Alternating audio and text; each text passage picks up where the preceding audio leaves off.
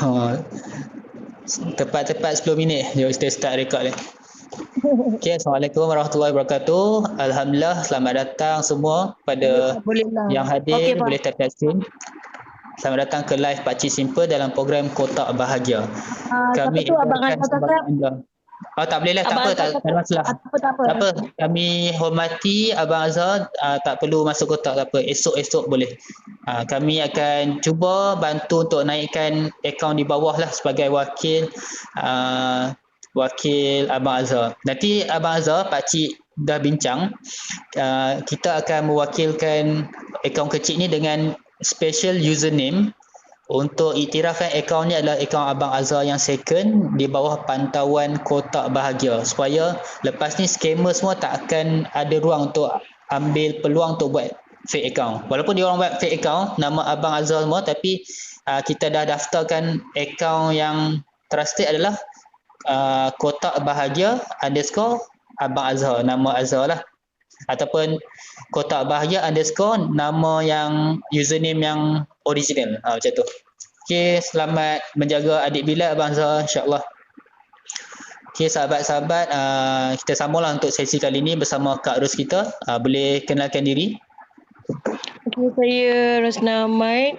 Saya berasal daripada Johor Bahru dan saya join ni sebab saya nak bantu adik Bila dan sahabat-sahabat yang lain yang memerlukan bantuan, dan InsyaAllah kita orang satu tim ni akan cuba sedaya upayalah untuk membantu semua sahabat-sahabat yang memerlukan, yang dengan keadaan dengan ekonomi kita yang sekarang macam ni kan, memang kata orang memang agak sukarlah yang dengan kehidupan sekarang ni barang apa semua naik kan.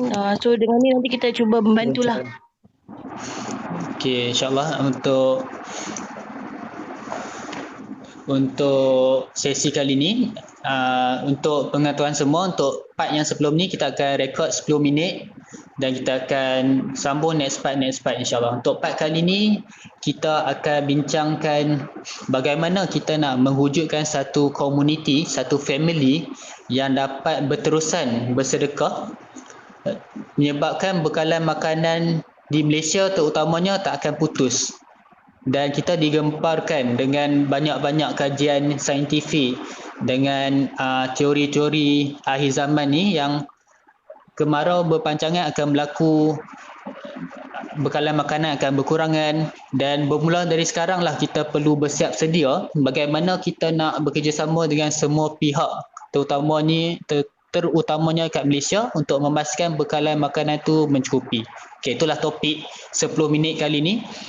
Okey, antara Pakcik bersembang-sembang dengan ahli-ahli sains di TikTok kan, ada yang buat live tentang akhir zaman, ada yang buat live tentang krisis makanan. Apa yang Pakcik dapat cadangkan sebagai pendapat Pakcik lah, kita sama-sama bincang lah. Kak Ros, Kak Ros bagi pendapat Kak Ros. Okey, dalam program Kotak Bahagia ni adalah satu tabung kebajikan yang kita fokus pada bantuan makanan asas terutamanya.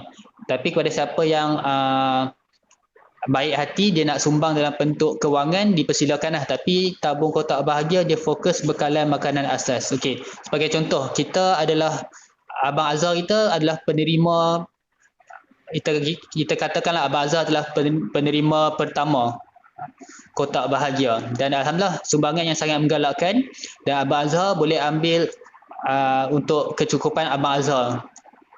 Dan alhamdulillah Abang Azhar pun seorang yang dermawan. Abang Azhar pun menyumbang kembali dalam Kotak Bahagia, tabung Kotak Bahagia. Dan dengan tabungan tu kita akan bantu orang yang seterusnya. Mungkin kisah Wais yang anaknya tengah sakit. Kat sini akan wujudnya rantaian. Selepas selesai kita bantu kisah Wais, alhamdulillah sambutan yang sangat menggalakkan, ada lebihan sumbangan tu disedekah kembali dalam tabung ni. Kita gunakan dana yang sama untuk bantu orang yang seterusnya dan seterusnya. Dan insyaAllah bila program ni dah berkembang, insyaAllah kita akan dapat menjaminlah paling kurang rakyat Malaysia dapat makan beras, dapat tepung gandum, makanan asal lah insyaAllah. Okey, kita dah 5 minit. 5 minit seterusnya kita beri kepada Kak Ros.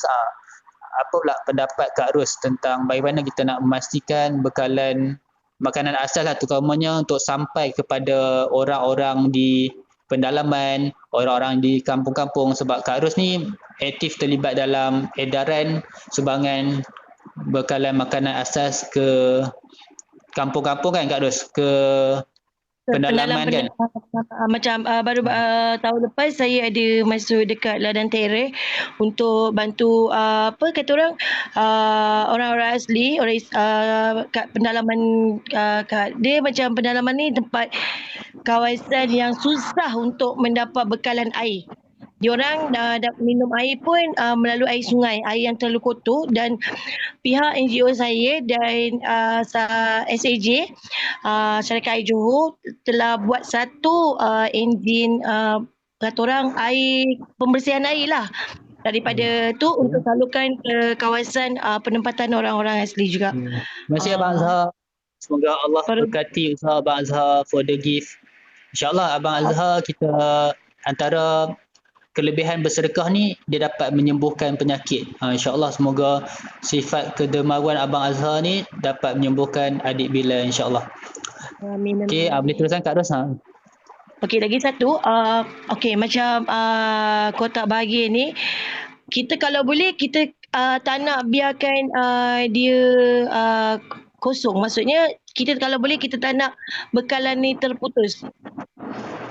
Lagi satu, macam kita dah ada bekalan, orang minta dengan kita bagi, tapi kita kena, sebab saya pernah mengalami benda ni, kita salah bagi orang. Maksudnya andai lah kata pakcik datang jumpa saya kan, kata Ros, kawasan pendalaman ni tak cukup bekalan makanan, macam mana? Saya kata saya kat rumah saya ada sekian untuk 30 keluarga, tapi 30 keluarga ni saya bagi pada yang datang, yang pakcik jumpa saya bagi kat pakcik ngam-ngam untuk 30 keluarga, tapi yang sampainya cuma 10 keluarga. Saya tak nak macam tu, sebab benda ni dah berlaku banyak kali dalam kes-kes NGO yang ada lah, yang saya pernah dengar lah.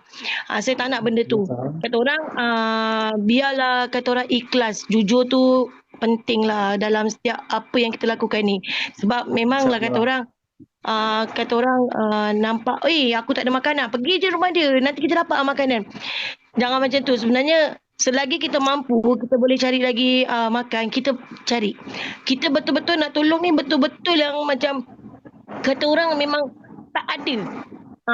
Tak ada. Saya pernah pergi satu rumah, orang ni cakap, jangan bagi sumbangan kat dia. Dia tu dah kaya sebenarnya. Dia saja je buat miskin. Dalam diam-diam kita hantar orang lain pergi sana, tengok keadaan rumah dia. Kata orang, kita dengar daripada sebelah pihak, kita tak tengok sebenarnya, tapi memang betul rumah dia memang kata orang memang dah uzur. Saya pernah buka tong beras dia, cuma ada kata orang segenggam beras pun tak ada. So kenapa orang satu kampung tu yang kaya raya tak nampak ke benda kata orang, tak nampak ke orang yang susah ni? Kenapa makin kata tak payah bantu, tak payah bantu? Kadang-kadang saya setuju sangat. Sebab apa, kalau macam ada orang negatif dalam Abang Azhar ni komen, dia masuk dah tak sampai 1 minit terus dia cakap negatif. Dia tak tahu pun apa yang perasaan yang Abang Azhar dah lalui berbulan-bulan tanpa gaji. Macam Abang Azhar ni, anak dia mengalami ni. Terus terang saya cakap, saya ada anak yang kata orang sumbing, kategori sumbing. Saya ada anak nombor 3, anak saya sumbing. Saya pernah McDonald nak bantu saya untuk buat operation masa tu, tapi saya tak nak. Saya kata bukan saya tolak rezeki, bukan saya tolak tuah. Memang nama anak saya naik kat Hospital Johor. Saya kata saya tak nak, sebab saya masih mampu, dan nama anak saya ni bagilah kepada orang yang lain yang lagi memerlukan. Sebab anak saya pun sumbing sebenarnya. Saya buat kos sendirilah, maksudnya saya buat blazer, gigi dia semua sendiri. Sebab budak sumbing ni dia ada satu satu tim lah, maksudnya untuk budak ni sumbing, turn budak ni kita bantu dia untuk buat sumbing dia, buat gigi dia, buat blazer dia semua. Ada. Ikut turutan. Tapi saya join team tu. Saya bukan nak kata apalah, bukan nak kata ria apa. Memang saya ada bagi sumbangan tu kat dia supaya sumbangan ni akan sampai ke orang lain macam tu. Kuasa dia sama lah macam kotak bahagia. Orang yang lain dia betul